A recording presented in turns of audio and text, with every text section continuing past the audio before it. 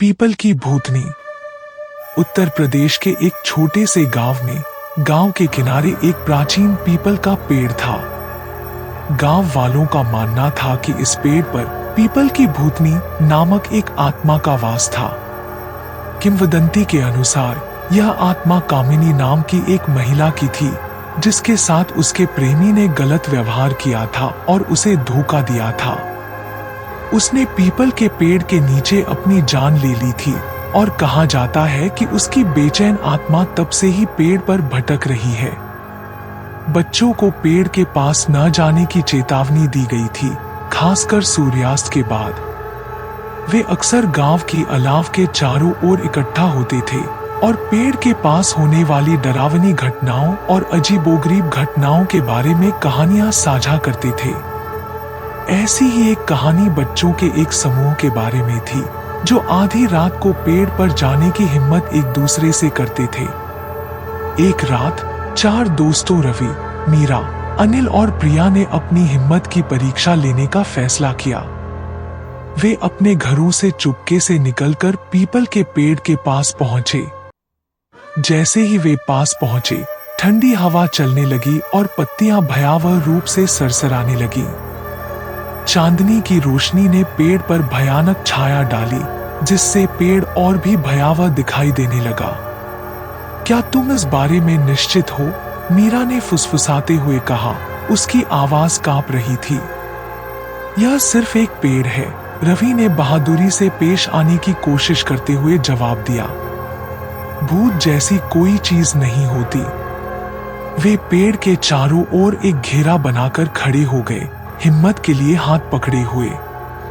अचानक उन्होंने एक नरम, शोकपूर्ण विलाप सुना। आवाज पेड़ से ही आ रही थी। बच्चे डर से जम गए, उनकी आंखें आतंक से चौड़ी हो गईं। क्या तुमने सुना? अनिल ने पूछा। उसकी आवाज मुश्किल से सुनाई दे रही थी।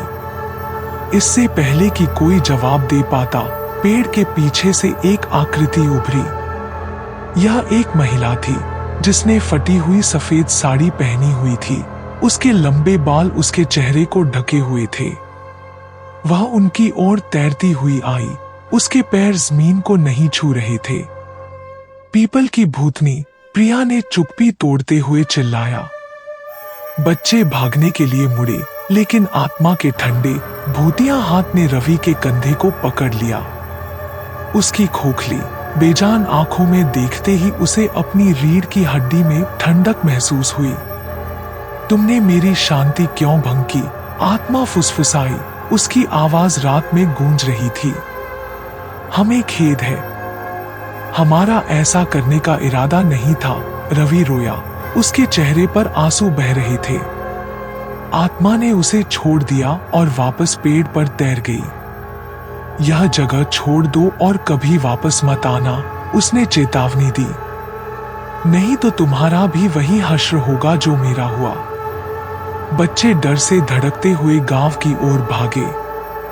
उन्होंने उस रात के बारे में फिर कभी बात नहीं की, लेकिन पीपल की भूतनी की किंवदंती मजबूत होती गई। गांव वालों ने पेड़ से दूर रहना जारी रखा और यह कहानी पीढ़ियों तक चली, जो बेचैन आत्माओं को परेशान करने के परिणामों की एक डरावनी याद दिलाती है। मुझे उम्मीद है कि आपको कहानी पसंद आई होगी और ऐसी ही और कहानियां देखने के लिए चैनल को सब्सक्राइब करें। धन्यवाद।